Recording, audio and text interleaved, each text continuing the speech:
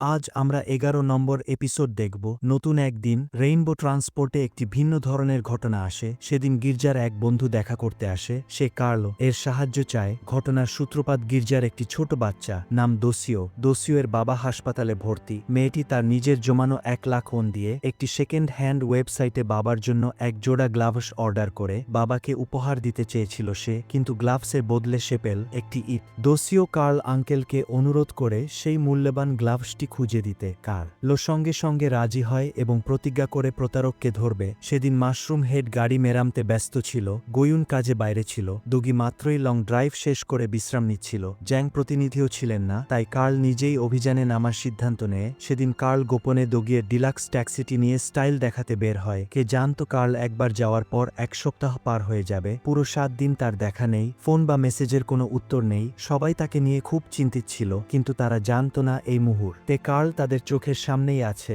বন্ধুদের সামনে আসতে লজ্জা পাচ্ছিল সে। মাশরুম হেড সবার আগে কার্লোকে দেখতে পায়। ৭ দিন পর দেখা। কার্লের অবস্থা তখন দাড়িগোঁফ বেডে একাকার, বিধ্বস্ত চেহারা। মাশরুম হেডের প্রশ্নে কার্ল কাঁদতে কাঁদতে সব স্বীকার করে সে অসাবধানতাবশত ৫০ লাখ ওন খুইয়েছে। বন্ধুদের একের পর এক প্রশ্নে কার্ল ধাপে ধাপে পুরো ঘটনাটি খুলে বলে। দোসিওর জন্য কার্ল সেই প্রতারকের সেকেন্ড হ্যান্ড ওয়েবসাইটে লগ ইন করেছিল। তারপর সে ওয়েবসাইটে একটি মোবাইল ফোন কেনার পোস্ট দেয় এবং ইচ্ছে করেই হাতে হাতে লেনদেন করার কথা উল্লেখ করে, যাতে লোকটাকে বাইরে বের করে এনে ধরা যায়। লোকটিকে বিশ্বাস করানোর জন্য কার্ল আগেই ফোনে টাকা পাঠিয়ে দেয়, কিন্তু টাকা পাওয়ার পরপরই লোকটা উধাও হয়ে যায়। কার্ল হাল ছাড়েনি, সে দ্বিতীয়বার আবার পোস্ট দেয়। এবার বিশ্বাস অর্জনের জন্য সে অর্ধেক টাকা আগেই পাঠিয়ে দেয়, কিন্তু ফলাফল আগের মতোই হলো। টাকা নিয়ে লোকটার সঙ্গে সঙ্গে যোগাযোগ বিচ্ছিন্ন করে দেয়। গল্প শুনে সবাই মিলে দোসিওর হয়ে বিচার চাওয়ার সিদ্ধান্ত নেয়। দোগির মনে পড়ে যায় ট্র্যাকিং নাম্বারের কথা। শুধুমাত্র সেই নাম্বারটি ট্রেস করলেই দ্রুত তাদের ঠিকানা বের করা সম্ভব। এই সূত্র ধরেই দোগি এবং গোয়ুন সেই ঠিকানায় পৌঁছায়। পৌঁছামাত্রই গোয়ুন অস্বাভাবিক কিছু লক্ষ্য করে। ঘরের ভেতরে এক মহিলাকে আত্মহত্যার চেষ্টা করতে দেখে দুজন সঙ্গে সঙ্গে তাকে বাঁচায়। এই ঘটনায় দোগি বুঝতে পারে যে ওই মহিলা প্রতারক নন, বরং তিনিও একজন ভুক্তভোগী। হাসপাতালের বেডে শুয়ে মিস লিউ কাঁদতে কাঁদতে দোগিয়ের কাছে তার অভিজ্ঞতার কথা বলেন। কিছুদিন আগে মিস লিউ অন্তঃসত্ত্বা ছিলেন। টাকা বাঁচানোর জন্য তিনি সেকেন্ড হ্যান্ড ওয়েবসাইটে শিশুর জিনিসপত্র কেনার সিদ্ধান্ত নেন। বাড়ি থেকে কাজ করা এবং বিক্রেতার সাথে অল্প কথাবার্তার পর মিস লিউ টাকা পাঠিয়ে দেন। কিছুদিন পর কুরিয়ার আসে, কিন্তু মিস লিউকে অবাক করে দিয়ে পার্সেলের ভেতরে তার কেনা জিনিস ছিল না, ছিল একটি ইট এবং একটি কার্ড যা তাকে বোকামি করার জন্য উপহাস করছিল। প্রতারিত হয়েছেন নিশ্চিত হয়ে ভদ্রমহিলা অ্যাকাউন্ট এবং লেনদেনের রেকর্ড নিয়ে থানায় যান, কিন্তু সেই লোকটির ফোন নাম্বার এবং সব তথ্যই ছিল বেনামি। পুলিশও এই মামলা নিয়ে খুব একটা গুরুত্ব দেয়নি, শুধু তাকে ধরে অপেক্ষা করতে বলে। যেহেতু পুলিশ কোনো সমাধান দিতে পারল না, মিস লিউ সিদ্ধান্ত নিলেন নিজের পথেই প্রতারকের সাথে লড়বেন, তা না হলে তিনি মনের ক্ষোভ দূর করতে পারছিল না। সেদিন থেকে মিস লিউ প্রতারকের অ্যাকাউন্ট তথ্য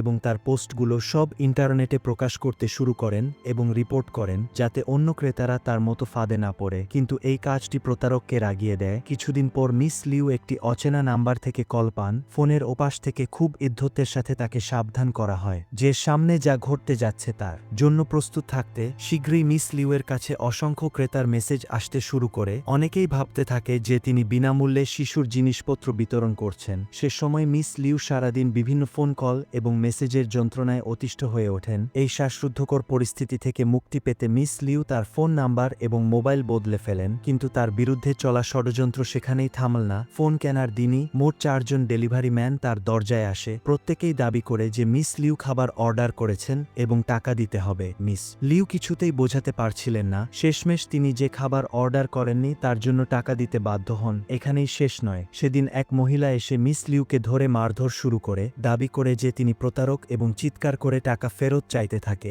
এই হট্টগোলে প্রতিবেশী এবং পুলিশ চলে আসে। এরপর থেকে মিস লিউ বুঝতে পারে যে তিনি নিজের অজান্তেই সেই লেনদেন ওয়েবসাইটের প্রতারকে পরিণত হয়েছেন, মানুষের গালিগালাজ আর ব্যক্তিগত তথ্য ফাঁসের শিকার হয়ে। যখন তার সন্তান জন্ম নেওয়ার সময় আসন্ন, মিস লিউ সবকিছু নির্বে সহ্য করছিলেন, বাস করছিলেন যে সব ঠিক হয়ে যাবে। কিন্তু সেদিন চেকআপের সময় প্রতারক আবার ফোন করে তাকে একটি ছবি পাঠায়। সেটি ছিল মিস লিউয়ের গোপনে তোলা ছবি। নিজেকে নজরে রাখা হচ্ছে বুঝতে পেরে ভদ্রমহিলা দ্বিতীয়বার পুলিশে খবর দেন, কিন্তু পুলিশ উল্টো তার কথা না শুনে তাকেই প্রতারক হিসেবে সন্দেহ করে এবং তাকে জবানবন্দি দিতে বলে। একের পর এক এসব ঘটনার পর ভদ্রমহিলা বাধ্য হয়ে বাসা বদলান। স্বামীও তাকে ছেড়ে চলে যান। নতুন বাসায় ওঠার প্রথম দিনেই প্রতারক তৃতীয়বার ফোন করে বিদ্রূপের সুরে চ্যালেঞ্জ চ্যালেঞ্জ করে যে এই মহিলা তাকে কখনোই ধরতে পারবে না। প্রতারকের কাছে মিস লিউ যেন এক খেলার পুতুল। এই প্রচণ্ড মানসিক চাপের মুখে ভদ্রমহিলা হার মানেন এবং ফোনে প্রতারকের কাছে ক্ষমা চান। জয়ী প্রতারক তখন তাকে একটি অ্যাকাউন্ট নাম্বার পাঠায় এবং দাবি করে ওই অ্যাকাউন্টে ৩ কোটি ওন পাঠাতে।